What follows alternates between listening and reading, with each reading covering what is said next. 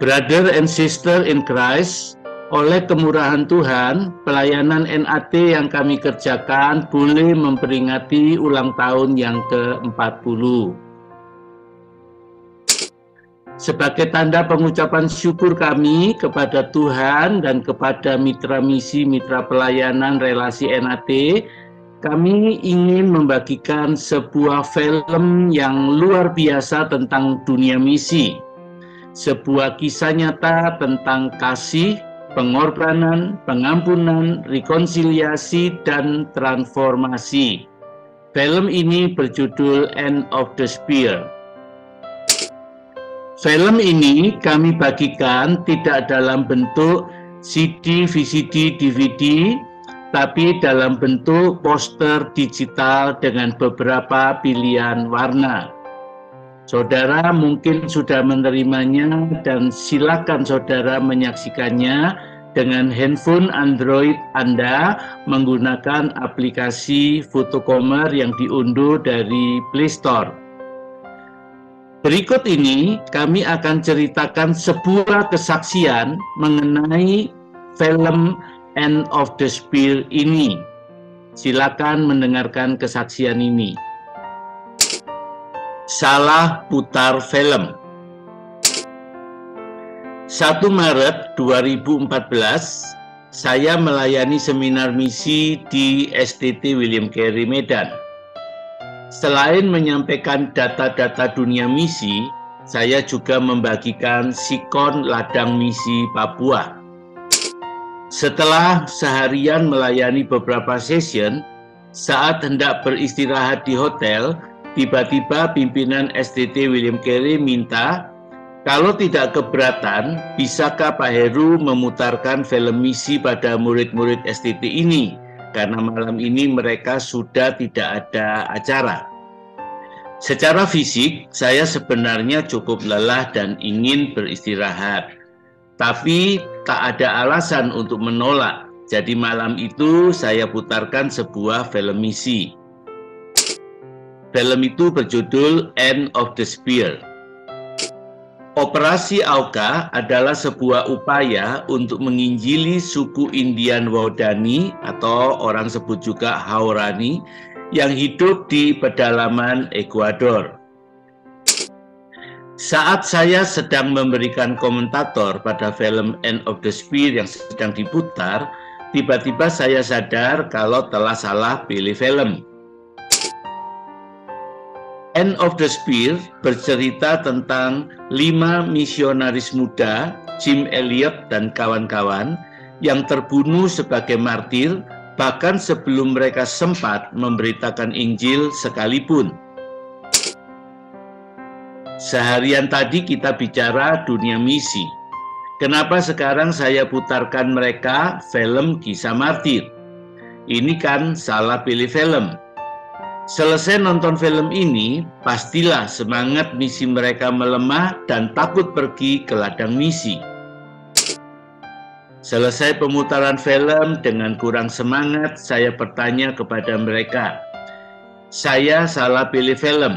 Harusnya kan putar film penginjilan yang penuh kemenangan atau pelayanan misi yang sukses. Tapi yang baru kita tonton ini kisah martir. Pasti semangat misi kalian jadi luntur ya. Pasti takut pergi ke ladang misi ya. Tiba-tiba ada seorang murid berteriak, "Tidak Bapak, justru semangat kami berkobar setelah menonton film tadi." Oh ya? Masih ada yang berani? Mungkin ada lagi? Silakan saudara berdiri biar saya doakan. Saya Pak, saya Pak. Saya Pak. Wow, ternyata ada belasan murid STT berdiri. Inilah dokumentasinya. Murid-murid STT yang berdiri siap untuk diutus. Setahun kemudian, Jumat 10 April 2015, Charity Concert for Papua diadakan di Medan. Mendapat dukungan dari banyak kalangan termasuk dari Chelsea, kontestan Indonesia Idol asal Medan. Charity Concert for Papua di Medan ini juga dimeriahkan oleh Ibu Herlin Pirena, penyanyi rohani yang terkenal itu. Pada akhir acara diadakan doa pengutusan bagi 3 calon gumis yang akan berangkat mengajar di Papua minimal 2 tahun, dipimpin oleh Pendeta Paul Wakari, tokoh PGPI Medan. Dari Medan, 3 gumis ini menuju ke Papua lewat Surabaya. Saat di Surabaya, pas ada konferensi misi yang diadakan oleh YWAM dengan beberapa pembicara, antara lain Lauren Cunningham, pendiri YWAM, dan George Faber, pendiri Operation Mobilization. Ketiga gumis dari Medan ini mendapatkan berkat istimewa, didoakan oleh Lauren Cunningham, tokoh tua pendiri YWAM. Akhirnya ketiga gumis Medan plus 1 gumis Surabaya ini tiba juga di Sentani, langsung dibawa ke tempat pelatihan gumis PAUD di Abipura. Nah, pada waktu mereka mau berangkat ke pedalaman diantar oleh misionaris Abimelek Letedara, ini persiapannya, semuanya harus ditimbang, bukan hanya bagasi, tapi juga penumpangnya harus ditimbang, karena mereka naik pesawat kecil. Para penuai mengambil foto bersama kepala suku yang masih menggunakan koteka. Perempuan masih pakai rumbai-rumbai daun kering untuk menutupi organ vital mereka, sementara yang pria memakai koteka. Pada waktu diberikan celana pendek, mereka lobangi dan mereka pasang koteka. Saat pelayanan di Desa Basir, guru misi kami mengajar anak-anak Papua di Desa Basir ini untuk belajar mandi dengan bersih. Bagi anak-anak Basir, inilah pengalaman pertama mereka menggunakan sikat gigi, pakai odol, keramas, pakai sampo, dan mandi pakai sabun. Inilah tempat mereka melayani, mereka bertemu dengan angkatan yang sebelumnya, dan inilah Desa Pipal, tempat mereka mengajar anak-anak Papua.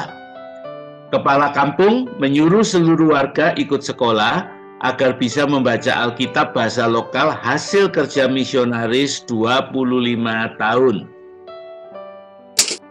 Inilah salah satu hal yang paling kita takutkan, yaitu soal makan.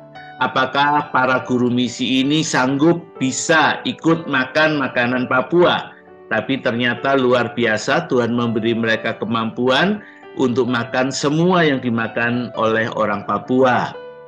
Hasil bumi dan makhluk hidup, apapun yang dijumpai, dimakan oleh orang Papua. Saat kami mengadakan pelatihan dan pengutusan guru misi Papua, PPGMP 8-30 Januari 2016 di Surabaya, kegiatan itu diikuti oleh lebih dari 70 peserta termasuk 1 STH lulusan dari STT William Carey Medan. Dari PPGMT pertama itu ada 34 guru misi yang diutus melayani ke Papua.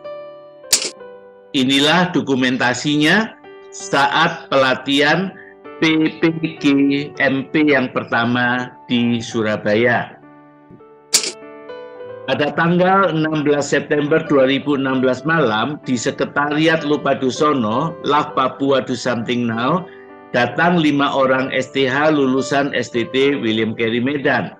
Lalu tanggal 20 November 2016, datang 1 orang lulusan sarjana olahraga dari SUI Kupang. Mereka berenam mau diutus sebagai guru misi ke pedalaman Papua. Dibutuhkan banyak sponsor anak Tuhan atau gereja untuk mengutus muda-mudi seperti mereka ini ke ladang misi. Maukah saudara peduli? Inilah 6 orang yang berangkat sebagai guru misi ke Papua kloter berikutnya.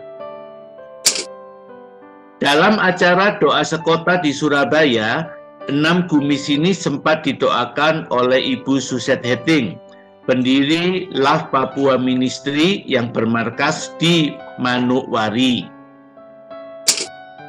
Setidaknya melalui kami ada 3 plus 1 plus 5 total 9 lulusan STT William Carey yang telah berangkat ke ladang misi Papua. Setelah itu kami dengar masih ada beberapa lagi yang berangkat ke Papua lewat lembaga lain. Semuanya boleh terjadi karena salah putar film.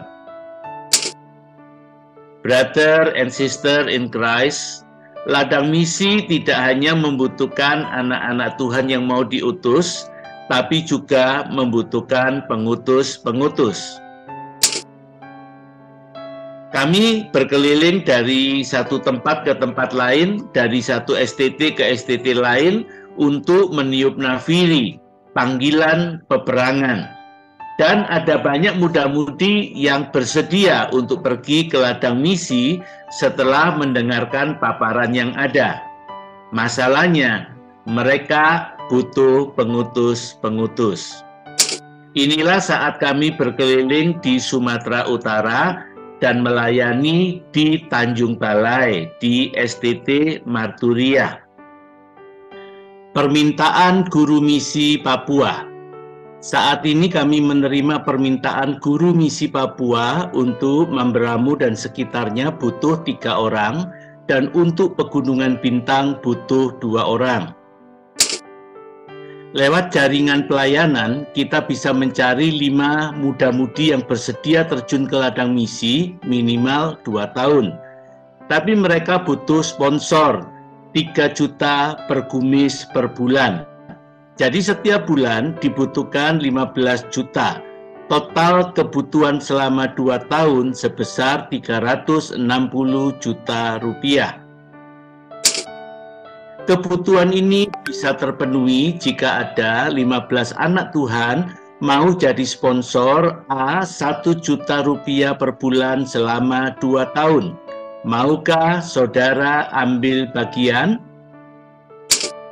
Ladang misi membutuhkan pengutus-pengutus. Maukah saudara peduli? Jika ada gereja, sekolah Kristen, atau komunitas Kristen yang membutuhkan pemutaran film misi semacam ini, silakan saudara menghubungi kantor pelayanan kami. Terima kasih, Tuhan Yesus memberkati.